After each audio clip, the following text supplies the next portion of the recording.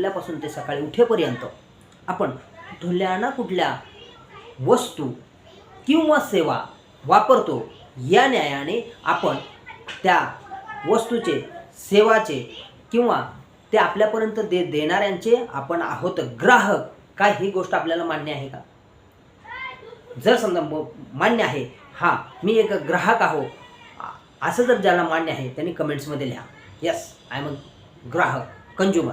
मग आपल्याला ग्राहक व्हायचं आहे की कस्टमर व्हायचं आहे? आत्तापर्यंत आपण बघत आलो की आपण फक्त आणि फक्त ग्राहक न होता कस्टमर राहिलो. बाहेरचे देशसुद्धा आम्हाला पाहतात तर एक ग्राहक या नात्याने. आणि दुसरी गोष्ट, आपल्याला आता काय व्हायचं की ग्राहक व्हायचं आहे. कस्टमर आणि ग्राहकमध्ये फरक काय?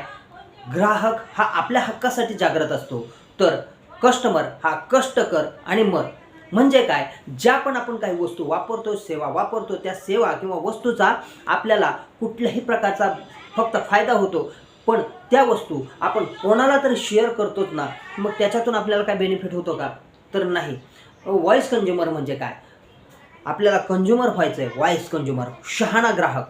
ग्राहक आपल्याला व्हायचं आहे. ग्राहक तो असतो आणि कस्टमर जो कष्ट करतो आणि मरतो, तो वस्तू वापरतो, सेवा वापरतो आणि परत दुसऱ्यांदा परत अजून त्या वस्तू वापरण्यासाठी तयार होतो आणि आपल्या खिशातला फक्त पैसा जातच असतो, येत काहीच नाही. आणि हा ग्राहक असा असतो की ग्राहक आपण वापरतो, इतरांना शेअर करतो किंवा त्याला पाहून इतर लोक त्याला शेअर करतात किंवा त्याला येऊन ते वस्तू किंवा सेवा त्याच्याकडून घेतात. तर त्यावेळेस काय होतं की त्याला त्याचा फायदा मिळतो. म्हणजे तो कोण झाला? शहाणा ग्राहक झाला. आणि ग्राहक म्हटल्यानंतर आपल्याला आपले हक्क जे मिळवून देणारे आहे त्याला म्हणायचं ग्राहक. मग आता हे आपल्याला हक्क कोण मिळवून देणार आहे? तर त्या इंडस्ट्रीचं नाव आहे direct selling industry. Direct selling industry म्हणजे काय की डायरेक्ट सेवा, वस्तू आपल्याला ग्राहक म्हणून आपल्या हातामध्ये देणार, याचं नाव डायरेक्ट सेलिंग. आता आपण ट्रेडिशनलमध्ये काय पाहतो, कंझ्युमरमध्ये आपण पाहतो आहोत की एक वस्तू किंवा सेवा, उदाहरणार्थ पेन असेल, हे टाय असेल किंवा हा कोट असेल, एक वस्तू तयार होते, कच्चा माल फॅक्टरीमध्ये येतो, तिथे तयार होते, प्रोसेसिंग होते आणि पॅकिंग होतं आणि तो तिथून तयार झालेला माल तो आपल्याला ग्राहकापर्यंत पोहोचेपर्यंत मध्ये मिडलमॅन किंवा मिडल चेन हे असते. आणि ह्या चेनच्या माध्यमातून तो आपल्याला सब डिस्ट्रीब्युटर, होलसेलर अशा अनेक यंत्रणामध्ये, चेनमध्ये तो जाऊन आपल्या ग्राहकापर्यंत ती वस्तू पोहोचते किंवा ती सेवा पोहोचते. त्यावेळेस मध्ये खूप मोठा बेनिफिट जो असतो ना, मधला नफा, तो मधल्या लोकांना जातो आणि आपल्याला 30 रुपयाला तयार झालेली वस्तू आज आपल्याला इथं 110 रुपयापर्यंत, 100 ते 110 रुपयापर्यंत मिळते. मग मधला नफा कोणी खाल्ला? तर मधल्या लोकांनी. आणि इकडे काय होतं, कंझ्युमरमध्ये, ग्राहकमध्ये, ह्या डायरेक्ट सेलिंगमध्ये तिथे पण ती वस्तू 30-40 रुपयालाच तयार होते, पण ती वस्तू आपल्याला डायरेक्ट ग्राहकापर्यंत, डायरेक्ट ग्राहकाच्या हातामध्ये ते देतात. त्यावेळेस ती वस्तू आपल्याला ही तिथं 100 रुपयालाच मिळते.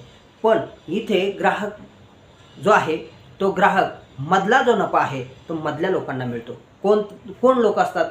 ते तुम्ही आणि मी, जो ग्राहक, आम्ही जो आजपर्यंत जे पण सेवा किंवा वस्तू वापरतो आणि त्या वस्तू, माणसाचा सहज स्वभाव आहे की आम्ही एक वस्तू वापरतो किंवा ही सेवा वापरतो आणि ते तुम्ही पण वापरा, याच्यातून मला फायदा झाला आणि याच्यातून तुम्हालाही फायदा व्हावा, हा सहज स्वभाव आहे माणसाचा. आणि मग ह्याच्यातून आम्हाला काय होतं, इकडं कस्टमरमध्ये, ट्रेडिशनलमध्ये होतं का असं काय आम्हाला फायदा होतो का? काहीच नाही. पण इकडं डायरेक्ट सेलिंगमध्ये तो फायदा आपल्याला मिळतो.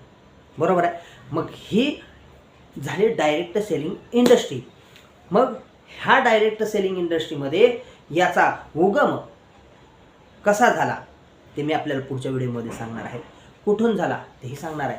पण हे आहे डायरेक्ट सेलिंग इंडस्ट्री. मग आता ह्या डायरेक्ट सेलिंग इंडस्ट्रीमध्ये आपल्याला करायचं आहे काय की या डायरेक्ट सेलिंगमधून एक योग्य कंपनी आपल्याला फक्त निवडायची आहे. योग्य कंपनी आपण कशी निवडूया? त्याला काहीतरी नियम असले पाहिजेत. नियम, आहार, प्रत्याहार, ध्यानधारणा, जसं ह्या अष्टांग योग आहेत. कारण नियम असल्याशिवाय तो योग जसा साध्य होत नाही, किंबहुना आपल्याही जीवनामध्ये एखादी कुठलीही गोष्ट आपल्याला साध्य करायची असेल तर काही ना काही त्याला सिस्टम आहे, नियम आहेत आणि त्या सिस्टममध्ये त्यावेळेस ते टाकतात वस्तू किंवा ते सेवा टाकली जाते त्यावेळेस ते काय होतं की त्याच्यातून ते आपल्याला पूर्ण फायदे मिळतात. तसं